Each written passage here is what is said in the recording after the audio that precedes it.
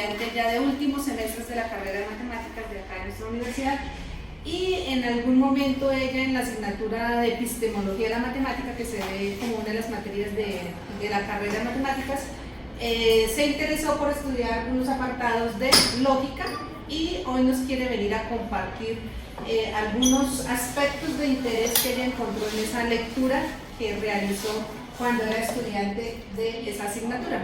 Entonces ella, por ser una de las mejores estudiantes durante esa materia, por eso fue invitada aquí a que comparta con todos nosotros la temática que ella estudió, y pues damos continuidad a nuestras charlas del espacio Nuestro Encuentro, que es un espacio organizado con los estudiantes y para los estudiantes de la carrera de matemáticas y de la licenciatura de matemáticas, y pues de todas las carreras que tengan afinidad con la matemática y que le encante la matemática.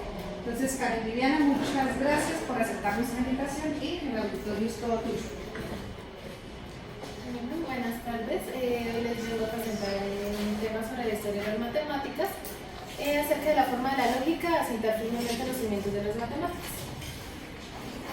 En esta exposición vamos a ver una breve introducción de lo que nos lleva a estudiar este tema, la existencia de los números reales, los axiomas para los números naturales, conjuntos y clases, el tema del infinito, el tamaño de los conjuntos, el tema de las contradicciones y una conclusión.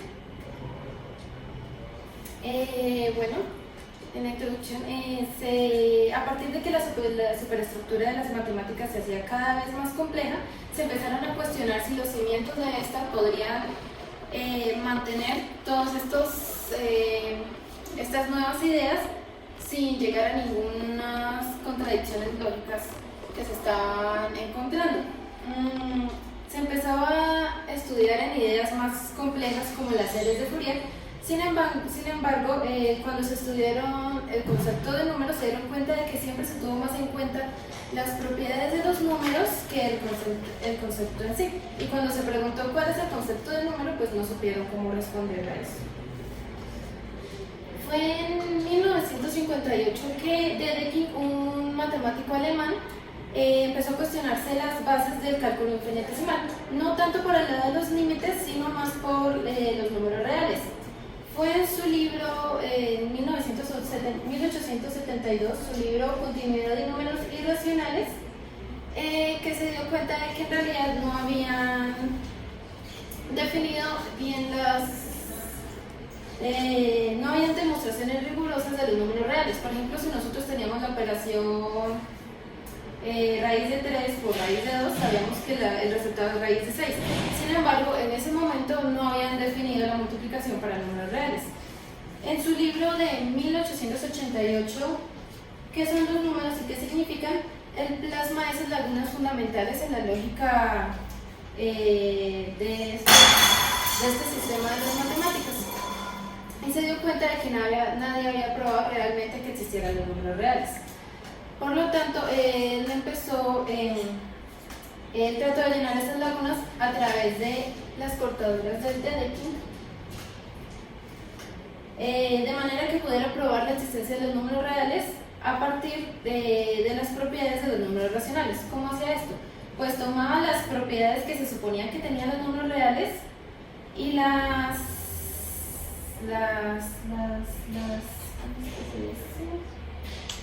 reformulaba en términos de las propiedades de los números racionales. Luego, invirtiendo el proceso, ya teniendo estas propiedades, las volvía a reformular de manera que estas eran definiciones para los números reales. Para las cortadoras de Dedekind, suponiendo que existían los números racionales, pues quedaba llenar las lagunas de los números irracionales. Para esto, tomando conjuntos de números racionales, teníamos los conjuntos L y R, de manera que el conjunto R era todos los racionales que son mayores que un número real y el conjunto L era todos los racionales que son menores o iguales a un número real. Este cumplía tres condiciones estrictas. Era que cada número real tenía que pertenecer exactamente a uno de los dos conjuntos, que todos los números de R eran mayores que todos los números de L y que L podía tener máximo, sin embargo R no podía tener mínimo. De esta manera, utilizando el conjunto L, podríamos definir las operaciones como la suma o multiplicación de manera que se podría demostrar que R era completo. De esta manera teníamos los números reales definidos a partir de los números racionales. Sin embargo, ya teniendo este problema resuelto, ¿qué eran los números racionales? Pues, suponiendo que existen los números enteros, se puede definir un número racional P sobre Q a partir de una pareja de enteros PQ. Como ya se supuso que existen los números enteros, pues se puede suponer que existe una pareja de números enteros. Y pues, ¿qué eran los números enteros? Suponiendo que existían los naturales, ya teniendo en cuenta los signos, pues uno ya tenía los números enteros. Bueno, entonces ya llegando aquí de la cuestión, ¿qué eran los números naturales? Fue en 1889 que Giuseppe Peano, matemático, lógico y filósofo italiano, siguió el ejemplo de Euclides, que lo que hizo fue que dio propiedades, ya dando por sentado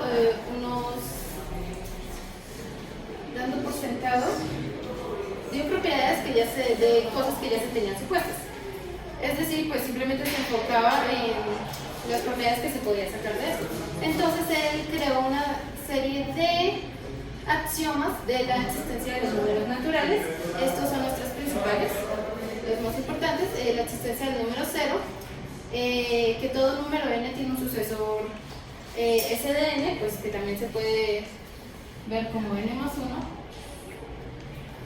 Y que si hay una propiedad si P de n es una propiedad de los números, tal que la propiedad se cumple para 0, si se supone que la propiedad es verdadera para n y se tiene que la propiedad es verdadera para el sucesor de n, entonces esta es verdadera para todo n. Este es el principio de inducción matemática.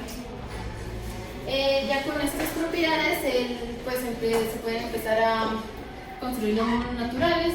1 es igual al sucesor de 0, 2 es igual al sucesor del sucesor de 0,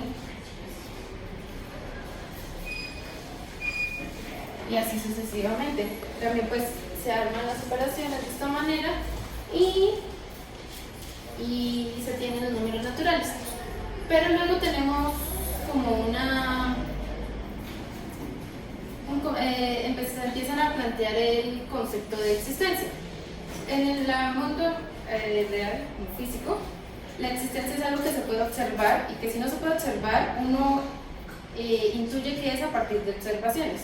Sin embargo, el número no se puede observar, es como un concepto más filosófico. Uno puede observar 2 vacas, pero el número 2 no en sí no es más una construcción conceptual.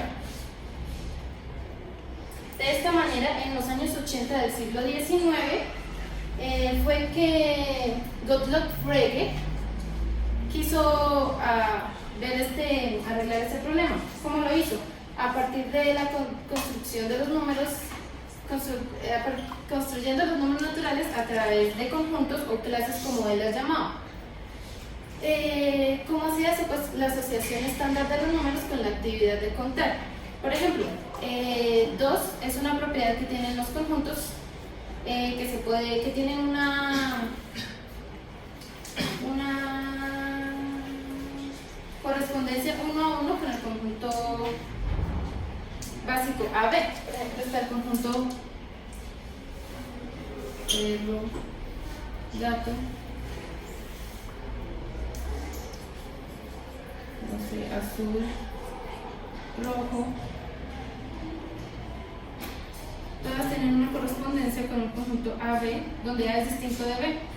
Y a estos pues tienen una propiedad que sería 2. Es decir, que hay un conjunto bien definido que está asociado con cualquier propiedad. Este es el conjunto que consiste en todo lo que posee dicha propiedad. Aquí hay otro ejemplo. 3 define el conjunto de los conjuntos que tienen una correlación con A y B y C, un gato, otro gato más, X, Y, Z. Fue en 1884 en su libro Los fundamentos de la aritmética que Frege plasmó sus ideas. Sin embargo, Cantor tachó el libro como inútil, pero sin embargo Frege continuó con sus estudios y en 1893 publicó el primer volumen de las leyes básicas de la aritmética, el cual fue básicamente ignorado. Sin embargo, él continuó y cuando iba a publicarse el segundo volumen de ese libro, recibió una carta de Bertrand Russell. Bertrand Russell, filósofo, matemático, lógico y escritor británico, que decía, que en resumen decía: querido Gottlob, considera el conjunto de todos los conjuntos que no son miembros de sí mismo. Esta era pues conocida como la paradoja de Russell, que en ese momento fue planteada como en un pueblo donde un barbero afecta a todos los que no se afectan a sí mismos. ¿Quién afecta al barbero? Entonces, ya teniendo este problema, Frege según las ideas de Frege, cualquier propiedad razonable podía definir un conjunto. Sin embargo, teníamos aquí una propiedad razonable que era no ser miembro de sí mismo, que no podía definir un conjunto. Por lo tanto, esta manera de la construcción de números de Frege se vio truncada en ese momento, y aunque intentó seguir adelante de ella, eliminando del dominio a todos los conjuntos que se contenían a sí mismos, no estaba contento con esa conclusión que tuvo. Más adelante, sin embargo, Russell trató de reparar esta laguna, restringiendo el tipo de las propiedades que se pueden utilizar para definir un conjunto. Y fue en su libro que publicó junto a Alfred North Whitehead, Principio de Matemática, que publicó la técnica a la que llegó, que fue la teoría de tipos, que plasmaba esas ideas. Fue el acto de contar como una base para construir los números naturales que llevó a que George Cantor, matemático alemán, creara su teoría de los números transfinitos, es decir, diferentes tamaños de infinito. Hasta ese momento se había utilizado el concepto de infinito ampliamente.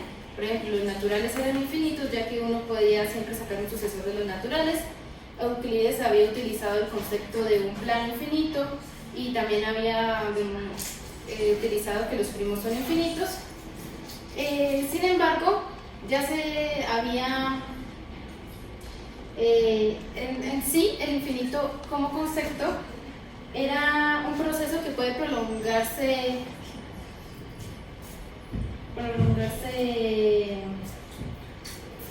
sin un límite concreto. Sin embargo, nunca llegaba a concretarse realmente.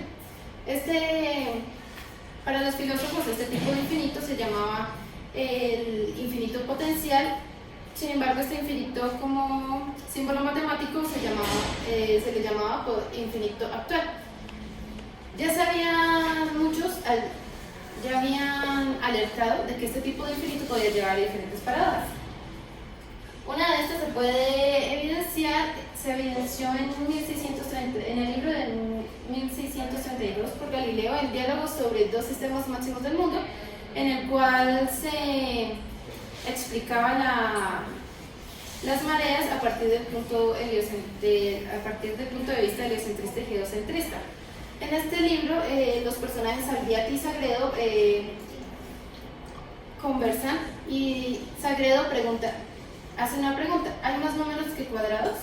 Y para él esa respuesta es verdadera, ya que no todos los cuadrados son números naturales, no todos los números naturales son cuadrados. Sin embargo, Salviati le contesta que uno puede hacer una correlación 1 a 1 entre los números y sus cuadrados. De esta manera existiría la misma cantidad de números que de cuadrados.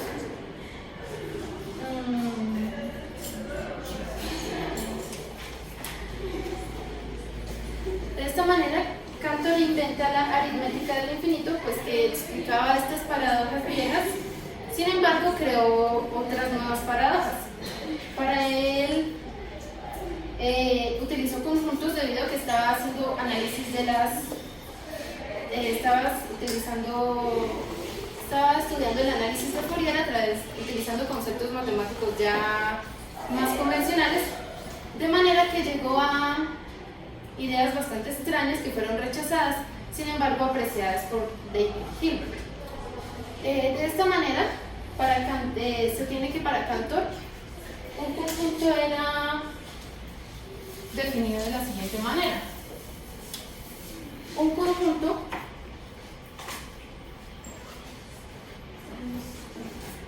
era una colección de elementos de tal manera que esos elementos eran pues los miembros del conjunto. Estos conjuntos eran listados, por ejemplo estaban el conjunto 1, 2, 3, 4, que se puede escribir entre corcheteado, también se puede escribir de esta manera, los números n, tal que 1 es menor o igual que n, menor o igual que 4, y n es número natural.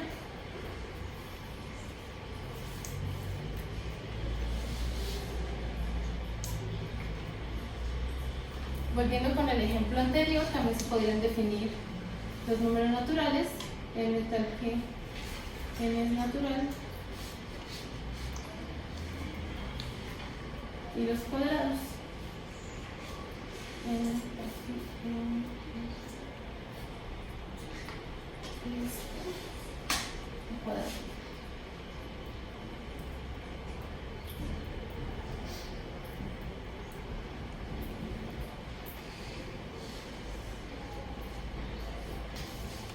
Uno podía contar, cuando el conjunto era finito, uno podía contar pues cuántos elementos tiene un conjunto. Por ejemplo, este conjunto tiene 4 elementos. De esta manera llamamos la cardinalidad de un conjunto un número de miembros o elementos de este. No se podría hacer lo mismo con los números infinitos, claramente. También teníamos que dos conjuntos son equinonumerosos si existe una correspondencia uno a uno entre ellos. De manera que era un ejemplo de lo que teníamos con los números naturales y los cuadrados perfectos. Entonces, como no teníamos un número para describir la cardinalidad de los números infinitos, se llevó al concepto de los números transfinitos o los cardinales infinitos. De esta manera se definió que el cardinal de los números naturales era ese número, ya que es un número hebreo llamado Aleph con su índice 0. Estos números transfinitos pues tenían propiedades diferentes a los números naturales y es. Por ejemplo, teníamos que si uno unía dos conjuntos, por ejemplo, si tuviera este conjunto unido con el conjunto 0, 7, tendríamos que la cardinalidad de esa unión es la suma de las dos cardinalidades. Sin embargo, la suma de las cardinalidades de estos dos conjuntos es Aleph 0 más Aleph 0, que nos da el mismo Aleph 0. Y no podríamos llegar a una contradicción debido a que, por ejemplo, si dividiéramos todo eso en Aleph 0, tendríamos que 1 más 1 es igual a 1. No hay contradicción porque en realidad no se ha definido ninguna división con esos números, entonces pues tampoco se puede llegar a este resultado. En 1873, Cantor demuestra que los racionales tienen el mismo cardinal Aleph 0, haciendo una correlación 1 a 1 entre los racionales y los números naturales. Sin embargo, en 1874, él demuestra también que los reales no tienen cardinal Aleph 0. Sin embargo, no pudo demostrar que tienen la cardinalidad Aleph sub 1, entonces llamó al cardinal C. En 1960, Paul Cohen pudo demostrar que con axiomas razonables, ese C, que también significa continuo, es igual a n a Aleph 1. Y pues que con cualquier axioma se obtenía que C es igual a 2 elevado a la Aleph 0.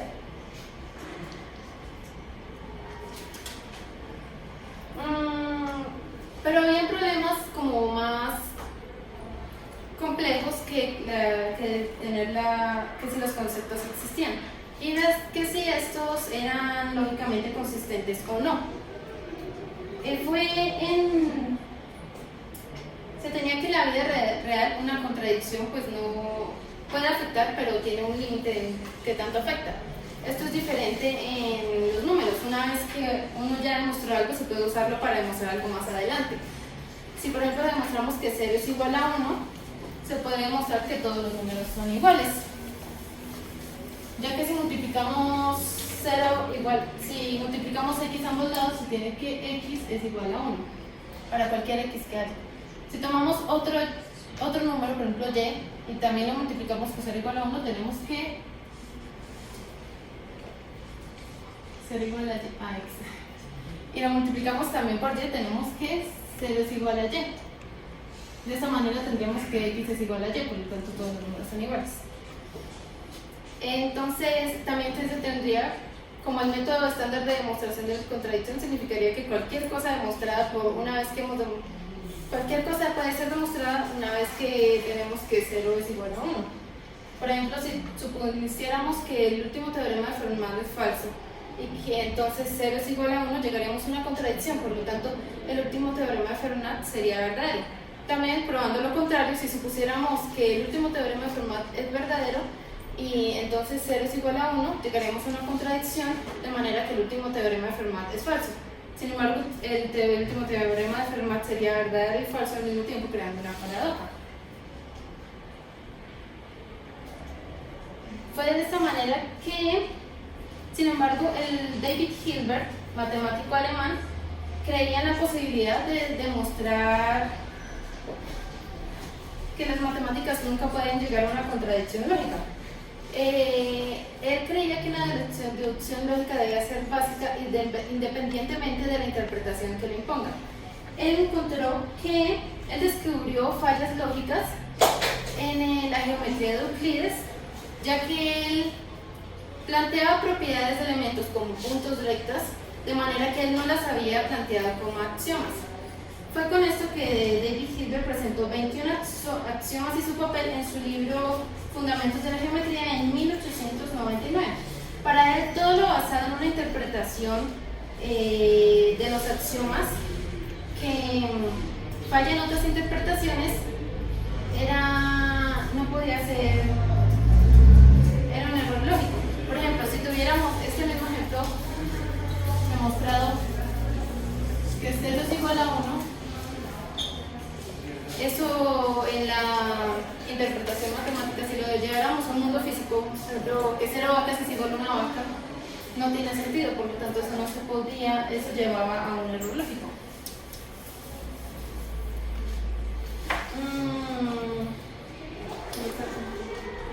Entonces, David Hilbert se propuso colocar el conjunto de matemáticas sobre una base lógica. Para él, todas las matemáticas podían ser demostrables.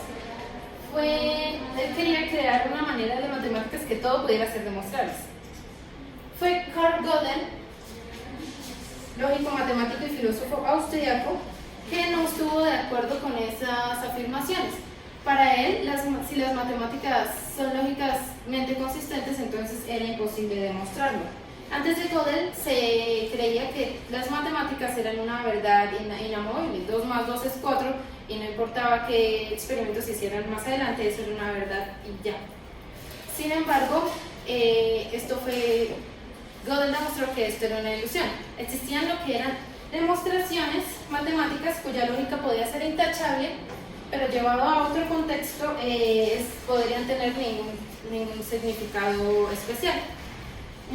Para él pues no existía una demostración, o había cosas que no podían ser ni demostradas ni refutadas. Fue con esto que, con los teoremas de completitud de Gödel, que se concluyó que cualquier sistema axiomático para las matemáticas debía ser incompleto. En conclusión, a medida que se construían teorías cada vez más complejas de las matemáticas, los cimientos de estas empezaron a descomponerse debido a hipótesis no reconocidas que resultaban falsas. Esto se puede evidenciar en los intentos de Frege y de David Hilbert de hacer una construcción de las matemáticas que fuera rigurosa, pero que fue rechazada por las afirmaciones de Russell y de Gödel. y que gracias a los teoremas de Gödel se cambió la forma en que vemos los fundamentos lógicos de las matemáticas.